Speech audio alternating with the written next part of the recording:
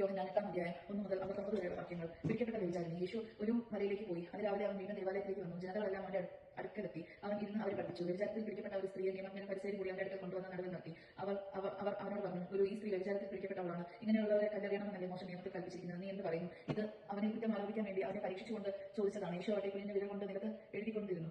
അവർ ആവർത്തിച്ച് ചോദിച്ചുകൊണ്ടിരുന്നതിനാൽ അവൻ നിലർന്നവരോട് പറഞ്ഞു, നിങ്ങളിൽ പാപമില്ലാത്തവർ ആദ്യം അവിടെ കല്ലെറിയട്ടെ. അവൻ വീണ്ടും കുഞ്ഞിന്റെ നിലത്ത് എഴുതിക്കൊണ്ടിരുന്നു. എന്നാൽ ഇത് കേട്ടപ്പോൾ മുതിർന്നവർ തുടങ്ങി ഓരോരുത്തരായി സ്ഥലം വിട്ടു. ഒടുവിൽ യേശു നടുവിൽ നിന്നിരുന്ന സ്ത്രീ മാത്രം ശേഷിച്ചു. യേശു അവളോട് ചോദിച്ചു, സ്ത്രീ, അവരുടെ ആരും നിന്നെ വിധിച്ചില്ലേ? അവൾ പറഞ്ഞു, ഇല്ല കർത്താവേ. യേശു പറഞ്ഞു, ഞാനും നിന്നെ വിധിക്കുകയില്ല. പൊയ്ക്കോളൂ, ഇനി മേലിൽ പാപം ചെയ്തത്. യേശു ലോകത്തിന്റെ പ്രകാശം. യേശു വീണ്ടും അവരോട് പറഞ്ഞു, ഞാൻ ലോകത്തിന്റെ പ്രകാശമാണ്. ഞാൻ അനുഗമിക്കുന്നവൻ ഒരിക്കലും അന്ധകാരത്തിൽ നടക്കുകയില്ല, അവന് ജീവന്റെ പ്രകാശം ഉണ്ടായിരിക്കും. അപ്പോൾ ഫരിസയർ പറഞ്ഞു, നീ തന്നെ നിനക്ക് സാക്ഷ്യം നൽകുന്നു, നിന്റെ സാക്ഷ്യം സത്യമല്ല. യേശു പ്രതികരിച്ചു, ഞാൻ തന്നെ എനിക്ക് സാക്ഷ്യം നൽകിയാലും എന്റെ സാക്ഷ്യം സത്യമാണ്. കാരണം ഞാൻ എവിടെ നിന്ന് വന്നുവെന്നും എവിടേക്ക് പോകുന്നുവെന്നും എനിക്കറിയാം. എന്നാൽ ഞാൻ കർത്താവിൽ നിന്ന് വരുന്നുവെന്നോ എവിടേക്ക് പോകുന്നുവെന്നോ നിങ്ങൾ അറിയുന്നില്ല. നിങ്ങളുടെ വിധി മാനുഷികമാണ്. ഞാൻ ആരെയും വിധിക്കുന്നില്ല. ഞാൻ വിധിക്കുന്നെങ്കിൽ തന്നെ എന്റെ വിധി സത്യമാണ്. കാരണം ഞാൻ തനിച്ചല്ല, എന്നെ അയച്ച പിതാവ് എന്നോട് കൂടെയുണ്ട്. രണ്ടുപേരുടെയും സാക്ഷ്യം സത്യമാണെന്നും നിങ്ങളുടെ നിയമത്തിൽ തന്നെ എഴുതപ്പെട്ടിട്ടുണ്ടല്ലോ. എന്നെക്കുറിച്ച് ഞാൻ തന്നെ സാക്ഷ്യം നൽകുന്നു, എന്നെ അയച്ച പിതാവ് എന്നെക്കുറിച്ച് സാക്ഷ്യം നൽകുന്നു. അപ്പോൾ അവർ ചോദിച്ചു, എന്റെ പിതാവ് എവിടെയാണ്? യേശു പറഞ്ഞു, നിങ്ങൾ എന്നെ ആകട്ടെ എന്റെ പിതാവിനെ ആകട്ടെ അറിയുന്നില്ല.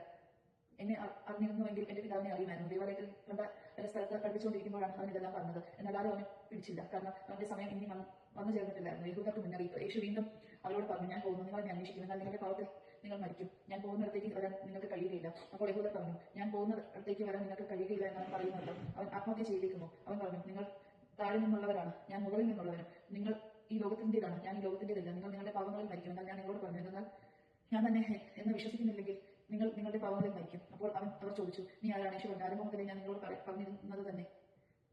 എനിക്ക് നിങ്ങളെക്കുറിച്ച് പലതും പറയാനും വിധിക്കാനുമുണ്ട്. എന്നെ അയച്ചാൻ സത്യവാനാണ്. അവിടുത്തെ അതിർത്തിൽ നിന്ന് കേട്ടത് ഞാൻ ലോകത്തോട് പറയുന്നു. പിതാവിനെ കുറിച്ചാണ് അവൻ ഞങ്ങളോട് സംസാരിച്ചതെന്ന് അവർ മനസ്സിലാക്കിയില്ല. അതുകൊണ്ട് യേശു പറഞ്ഞു, നിങ്ങൾ മനുഷ്യപുത്രനെ ഉയർത്തിക്കഴിയുമ്പോൾ ഞാൻ തന്നെയെന്ന് ഞാൻ സ്വമേധയാ ഒന്നും പ്രവർത്തിക്കുന്നില്ല. പ്രത്യേക എന്റെ പിതാവിനെ പഠിപ്പിച്ചത് ഒരു കാര്യങ്ങൾ ഞാൻ സംസാരിക്കുന്നുവെന്ന് നിങ്ങൾ മനസ്സിലാക്കണം. എന്നെ അയച്ചവൻ എന്നോട് കൂടെയുണ്ട്. അവിടുന്ന് എന്നെ തന്നെ വിട്ടിരിക്കുകയില്ല, കാരണം ഞാൻ എപ്പോഴും അവിടത്തേക്ക് ഇഷ്ടമുള്ളത് പ്രവർത്തിക്കുന്നു. ഇത് പറഞ്ഞപ്പോൾ വളരെ പേർ അവനെ വിശ്വസിച്ചു.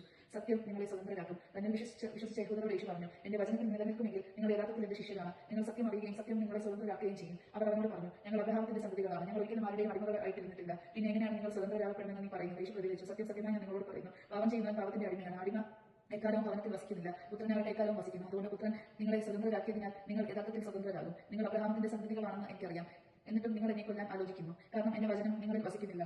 എന്റെ പിതാവിന്റെ സന്നിധിയിൽ കണ്ടവരെ പറ്റി ഞാൻ സംസാരിക്കുന്നു. നിങ്ങളുടെ പിതാവിൽ നിന്ന് കേട്ടത് നിങ്ങൾ പ്രവർത്തിക്കുന്നു. പിശാച് നിങ്ങളുടെ പിതാവ്. അവർ പറഞ്ഞു, അബ്രഹാമാണ് ഞങ്ങളുടെ പിതാവ്. യേശു പറഞ്ഞു, നിങ്ങൾ അബ്രഹാമത്തിന്റെ മക്കളാണെങ്കിൽ അബ്രഹാമത്തിന്റെ പ്രവൃത്തി ചെയ്യുമായിരുന്നു. എന്നാൽ ദൈവത്തിൽ നിന്ന് കേട്ട സത്യം നിങ്ങളോട് പറഞ്ഞു എന്നെ കൊല്ലാൻ നിങ്ങൾ ആലോചിക്കുന്നു. അബ്രഹാം അങ്ങനെ ചെയ്തിട്ടില്ല, നിങ്ങളുടെ പിതാവിന്റെ പ്രവൃത്തികൾ ചെയ്യുന്നു. അപ്പോൾ അവർ പറഞ്ഞു, ഞങ്ങൾ ജാതസന്തതിയല്ല, ഞങ്ങൾക്ക് പിതാവ് ഒന്നേ ഉള്ളൂ, ദൈവം.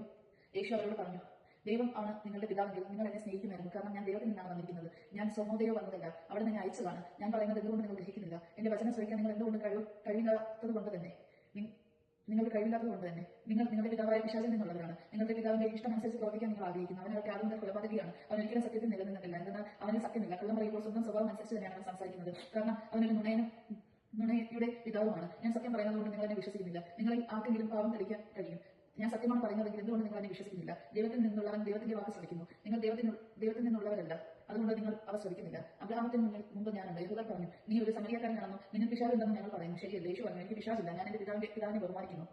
നിങ്ങളാകട്ടെ എന്നെ അപമാനിക്കുന്നു. ഞാൻ എന്റെ മഹത്വം അന്വേഷിക്കുന്നില്ല, അത് അന്വേഷിക്കുന്നവന് സ്ഥിതികർത്താവുമായ ഒരുവനുണ്ട്. സത്യമായി ഞാൻ നിങ്ങളോട് പറയുന്നു, ആരെങ്കിലും എന്റെ വചനം പാലിച്ചാൽ അവൻ ഒരിക്കലും മരിക്കുകയില്ല. യഹൂദർ പറഞ്ഞു, നിനക്ക് പിശാചുണ്ടെന്ന് ഇപ്പോൾ നിങ്ങൾക്ക് വ്യക്തമായിരിക്കുന്നു. അബ്രഹാം മരിച്ചു, പ്രവാചകന്മാരും മരിച്ചു, എന്നിട്ടും എന്റെ വചനം പാലിക്കുന്ന ഒരുവനും ഒരിക്കലും മരിക്കുകയില്ലെന്ന് നീ പറയുന്നു. ഞങ്ങളുടെ മരിച്ചുപോയ പിതാവായ അബ്രഹാത്തേക്കാൾ വലിയവനാണോ നീ? പ്രവാചകന്മാർ മരിച്ചുപോയി, ആരാണെന്ന് നീ അവകാശപ്പെടുന്നത്? യേശു പറഞ്ഞു, ഞാൻ എന്നെ തന്നെ മഹത്വപ്പെടുത്തിയാൽ എന്റെ മഹത്വത്തിന് വിലയില്ല. എന്നാൽ നിങ്ങളുടെ ദൈവം എന്ന് നിങ്ങൾ വിളിക്കുന്ന എന്റെ പിതാവാണ് എന്നെ മഹത്വപ്പെടുത്തുന്നത്. എന്നാൽ നിങ്ങൾ അവിടുത്തെ അറിഞ്ഞിട്ടില്ല, ഞാനും അവിടുത്തെ അറിയുന്നു. ഞാൻ അവിടുത്തെ അറിയുന്നില്ല എന്ന് പറയുന്നെങ്കിൽ ഞാനും നിങ്ങളെ പോലെ നുണയനാകും. എന്നാൽ ഞാൻ അവിടുത്തെ അറിയുകയും അവിടുത്തെ വചനം പാലിക്കുകയും ചെയ്യുന്നു. എന്റെ ദിവസം കാണാം എന്ന പ്രതീക്ഷയിൽ നിങ്ങളുടെ പിതാവായ അബ്രഹാം ആനന്ദിച്ചു. അവൻ ഇത് കാണുകയും സന്തോഷിക്കുകയും ചെയ്തു. അപ്പോൾ യഹൂദർ പറഞ്ഞു, നിനക്ക് ഇനിയും 50 വയസ്സായിട്ടില്ല, എന്നിട്ട് നീ അബ്രഹാമത്തെ കണ്ടുവന്നു. യേശു പറഞ്ഞു, സത്യമായി ഞാൻ നിങ്ങളോട് പറയുന്നു, അബ്രഹാം ഉണ്ടാകുന്നതിന് മുമ്പ് ഞാനുണ്ട്. അപ്പോൾ അവനെ എറിയാൻ കല്ലുകൾ എടുത്തു. എന്നാൽ യേശു അവരിൽ നിന്ന് പറഞ്ഞ ദേവാലയത്തിൽ നിന്ന് പുറത്തുപോയി. ദൈവജനങ്ങൾ നാം കേട്ടത്. സ്തുതി.